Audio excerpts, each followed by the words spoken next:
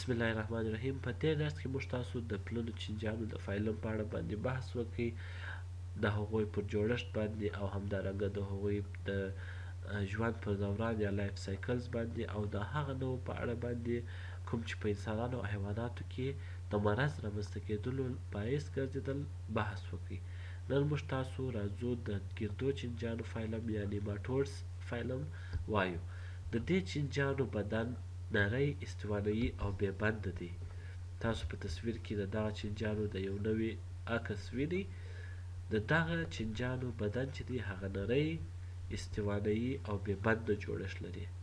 نری، استوانه‌یي او بې بنده جوړښت لري او همدارنګه دغه چینجیان د یو کلک پروټیني پوښ په واسطه باندې پوښل سوي دي. د یو کلک پروټیني پوښ په واسطه باندې دوی پوښل سوي دي.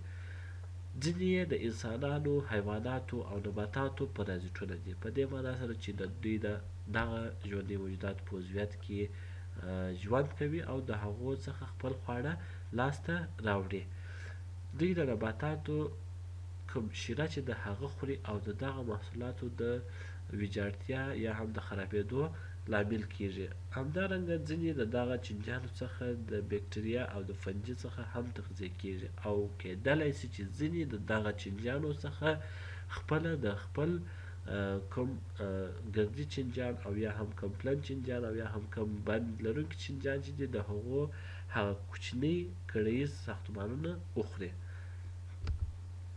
راځو هغه برخې کوم چې په حیواناتو او یا هم انسانانو کې د مرض رامنځته کېدو لامل کیږي هغه در بحث لاندې نیسو.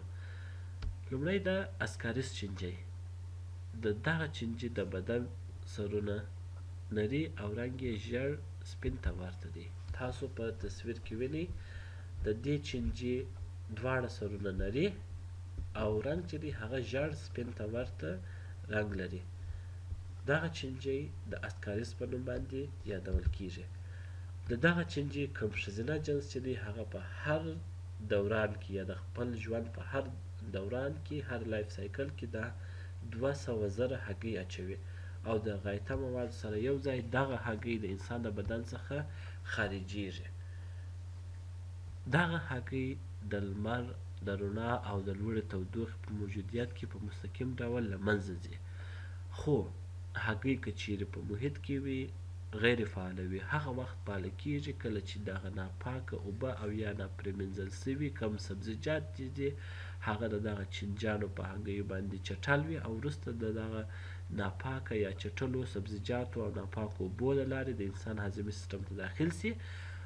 وروسته چې کولمو ته ورسیږي دا په کولمو کې د دغه هګۍ څخه لاروا راوځي او وروسته دغه کوم بچیان چې دي هغه د کولمو څخه د وینې یا د لیمف جریان ته ننوځي او بیا زړه یا سږو ته ځي او دغه چینجیان چې دي هغه د هضمي ناراحتي او حساسیت سبب کیږي، یعنې په هضمي سیستم کې ناراحتي رامنځته کوي او د سنسیټیویټي یا د حساسیت لامل کیږي. راځو په دغه چینجي پر لایف سایکل باندې په دغه تصویر کې بحث کوو.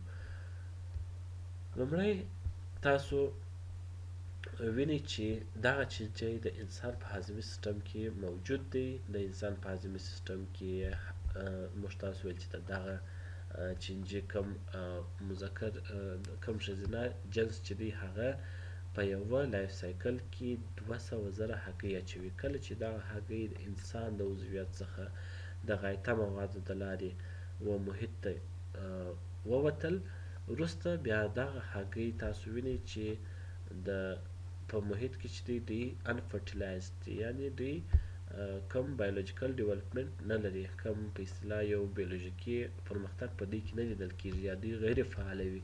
کله چې د ناپاکو اوبو یا هم چټلو سبزیجاتو د خوړو د لارې دغه هګۍ د انسان هضمي سیستم ته داخلې سوې، وروسته د هغه څخه د انسان د هضمي سیستم څخه دوی ځان کولمو ته رسوي او بیا په کولمو کې د دغه هګۍ چې د هغه د انسان په عضویت کې په فعال شکل باندې اوړي. په فعال شکل باندې چې کله واوښتله بیا دوی هلته د هګۍ څخه لاروا راوځي او بیا د لاروا څخه دغه چینجی تکثر کوي، خپل هغه د بلوغ مرحلې ته ځان رسوي.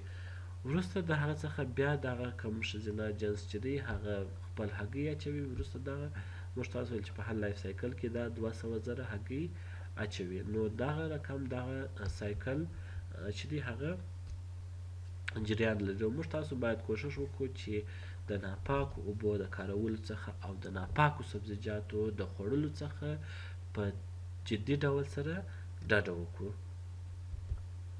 دوهم چینجی چې دی هغه د کوخ چینجی یا اکسیورس چینجی دی.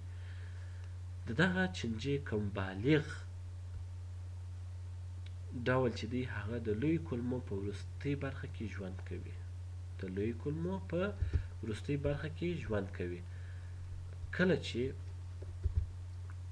ښځینه جنس یې د هګۍ اچولو لپاره ځان د هضمي سیستم کوم وروستنی جوړښت یا اخرنی جوړښت چې مقعد دی هغه ځای ته رسوي او حرکت یې د مقعد د خارښت لامل کیږي.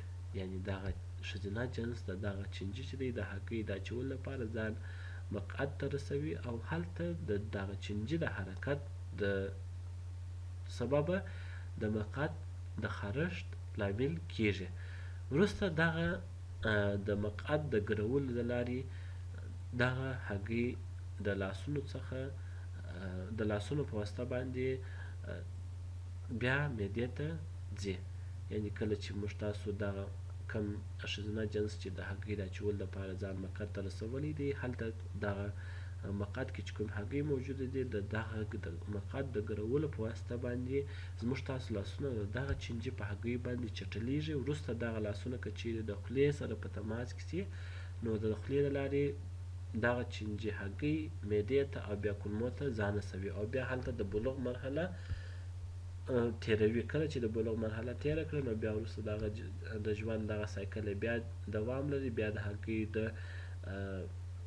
اچولو لپاره یا د هګیو د په اصطلاح د هګۍ د خارجولو لپاره ځان مقعد ته رسوي. بیا وروسته همدغسې دغه سایکل دوام لري. د دغه چینجي د ناروغۍ کوم نښې چې د هغه بې اشتهایي یعنې دغه مریض چې د هغه به اشتها نه لري دغه مریض به د وینې د کموالي سره او همدارنګه د مقعد د خارښت سره مواجه وي. تاسو دا چینجی وینئ په تصویر کې چې دا د اکسیورس یا د کوخ چینجی دی. کله چې دغه چینجی د انسان په لوی کولمو کې موجود وي وروسته دغه چینجی په اصطلاح ښځینه جنس چې دی هغه ځان مقعد ته رسوي او په مقعد کې د هګۍ اچولو لپاره ځان مقعد ته رسوي او بیا کله چې موږ تاسو د مقعد د ګرولو څخه وروسته دغه لاس په هګۍ باندې چټل سوی هغه د خولې سره په تماس کې کړو دا هګۍ د معدې ته او بیا د هغه څخه کولمو ته ځي او همدارنګه د دغه چینجي د ژوند سایکل چې دی هغه دوام لري. دا زموږ تاسو د نن ورځې درس. تر بل درس پورې ښه وخت ولرئ، ښه صحت ولرئ. الله په امان.